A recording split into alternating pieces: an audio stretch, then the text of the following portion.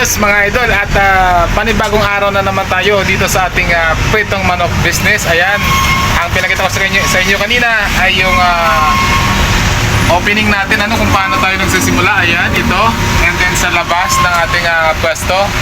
And ito, ganyan kalinis yung ating pag-prepare dito sa ating pritong manok business. So, mag-umpisa pa lang tayo.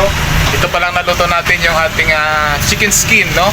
So, yun lang muna, and patuloy tayo sa pag-update to motivate and to inspire, no? Sa ating mga idol dyan na gustong makakuha ng idea sa atin, no? Gustong mag-operate ng manok business sa ganitong munting pwesto na maliit lang, no?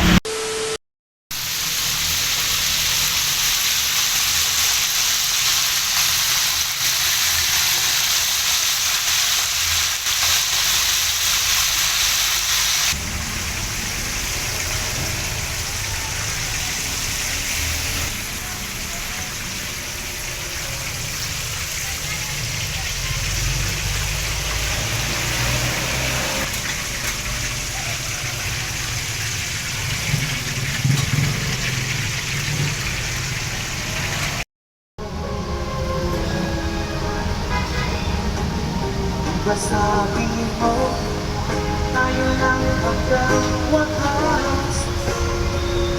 Nangako ka, na di ka magbabago. Tapos next na.